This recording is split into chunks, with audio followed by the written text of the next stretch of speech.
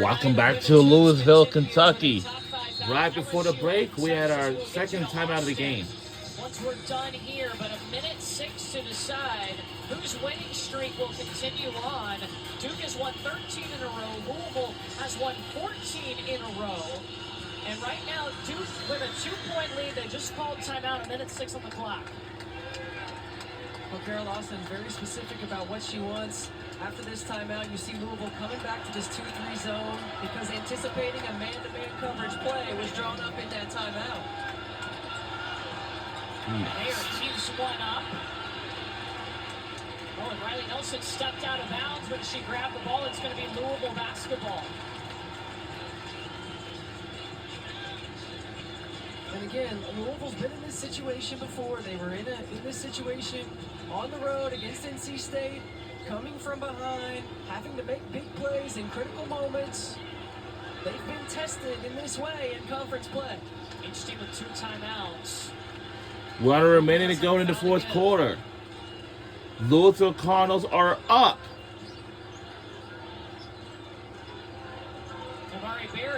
Blocked. What a play. Rejection. Look out. We're almost running out of time. If you're Louisville, but you got to know if there's a missed shot and you get a rebound, if your coach wants a timeout or not. And right now, it's out on an island. How much time do we have?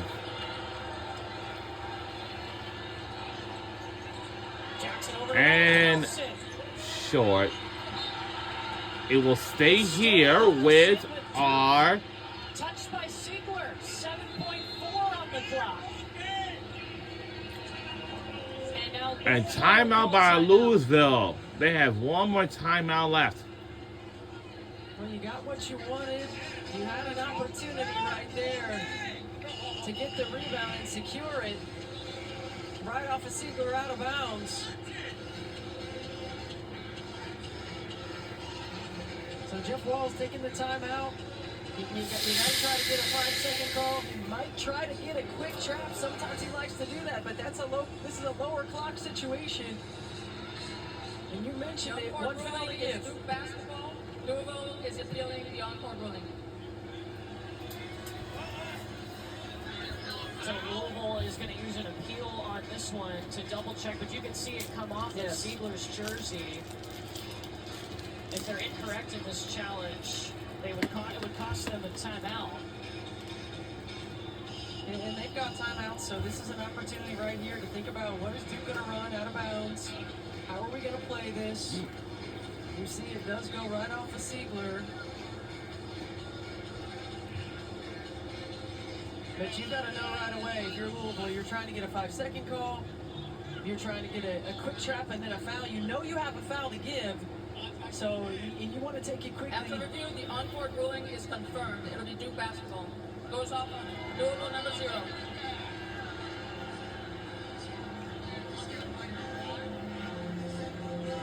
Well, that should take away Louisville's final timeout, should it not?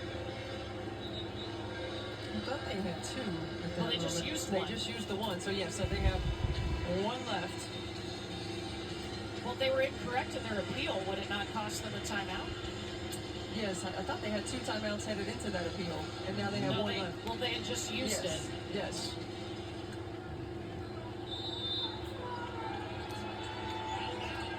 Maybe they had just used the appeal, so they have 1 timeout left.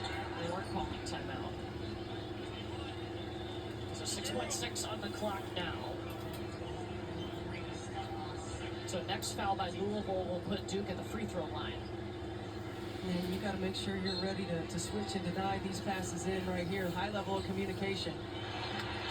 Siegler's got it up ahead to Amari Berry. And she is fouled with 1.1 on the clock. And will get 2 free throws. The ability to tie it. And she's been in this situation again on the road at NC State at the free throw line with a high pressure situation. What a heads up play by Siegler. Amari Berry gets out in transition. A great job of getting it up there. I love the fact that Jeff Walz allowed his team to play through this, didn't use a timeout, knew they had an opportunity in transition. And now big-time free throws right here for Amari Berry. She is an 88% free throw shooter and has gone 2 for 2 tonight. She can tie this game here.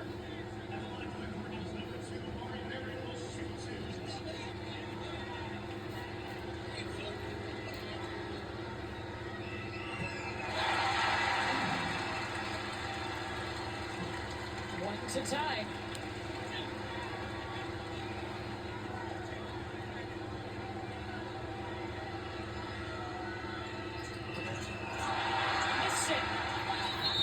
And Possession arrows pointing to Duke. There's 0.1 on the clock. I anticipate them going back to look at the clock. Make sure that's right.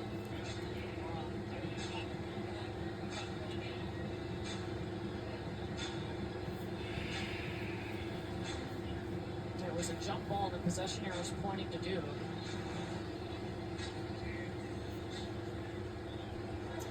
The on-court ruling is a jump ball. The possession arrow favors Duke. The clock is under review. So looking at the clock.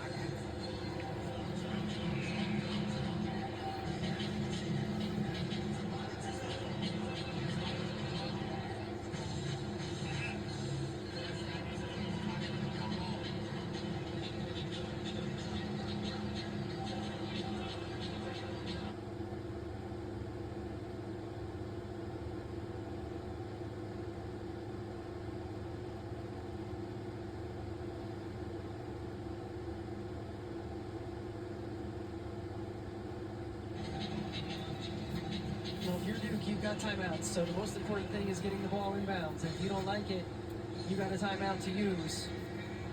And depending upon how much time is on this clock right here, it's likely going to be less than a second.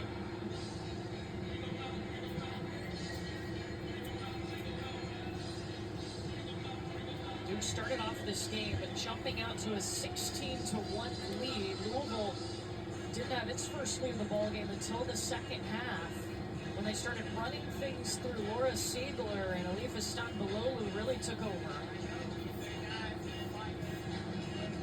But Duke trying to weather the storm and win in Louisville for the it's all odds was win, chance to win or share. And in Louisville, they have a 97%, and they do. The ACC title odds. After review, the game clock is confirmed. 0.1 seconds when the jump ball was called. She's up to inbound. Yeah, she's not there. We're going to take a timeout to advance the ball.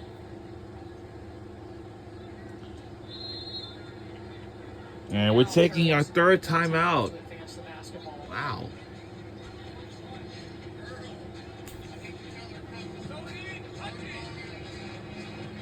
Well, if you're Louisville, again, it's like right now, both teams are working on time and score execution. Point one, it just has to touch somebody, right? It just has to touch somebody. But now you get an opportunity to work on denials, to try to get 5-second calls. Duke still has one timeout. If they don't like it, again, to work on time and score execution. And a heck of an opportunity for Louisville to put themselves in this situation, and the Blue Devils coming on the road and making a statement.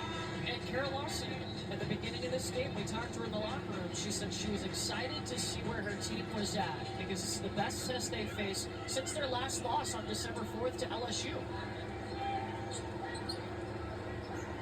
And to face this test on the road in a tough It looks like there's some fans are making their way out of the exits.